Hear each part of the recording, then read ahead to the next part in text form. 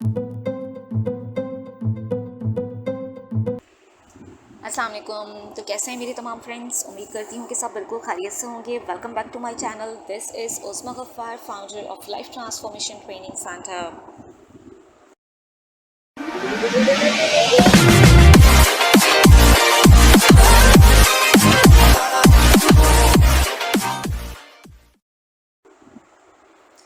तो शुरू करते हैं अपना आज का टॉपिक। आज का मेरा टॉपिक है मकड़ा और मक्खी।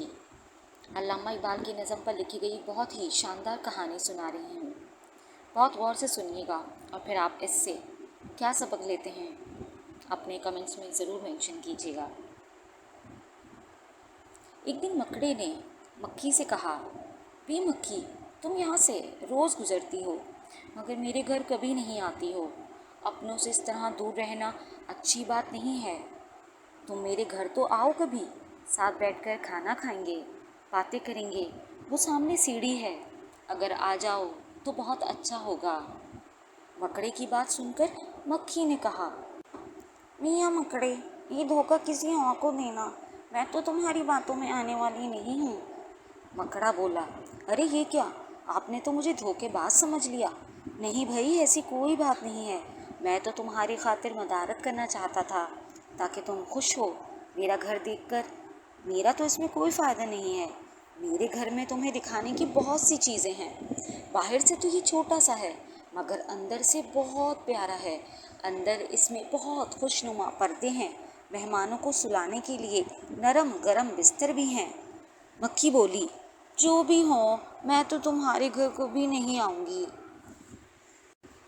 मकड़े ने सोचा, ये कमबख्त तो बहुत चालाक है, इसे किस तरह फंसाऊं।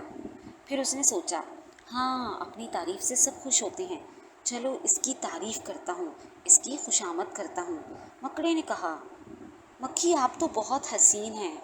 आपकी आंखें तो हीरो की तरह चमकदार हैं और आपके सर पर ये जो खूबसूरत ताज है, इसके तो क्या ही कहने।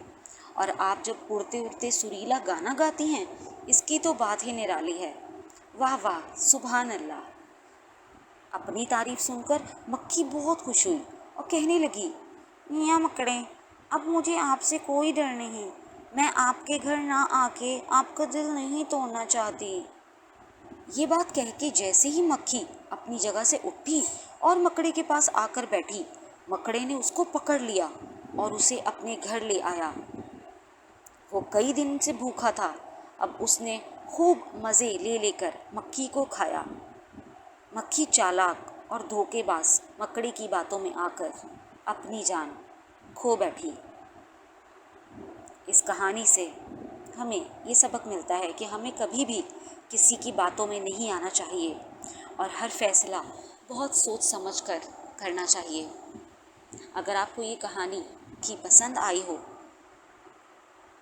तो अपने कमेंट्स में ज़रूर मेंशन कीजिएगा।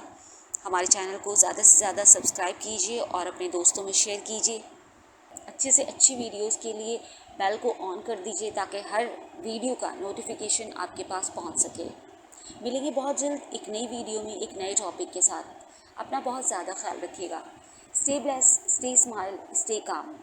अल्लाह हाफिज़।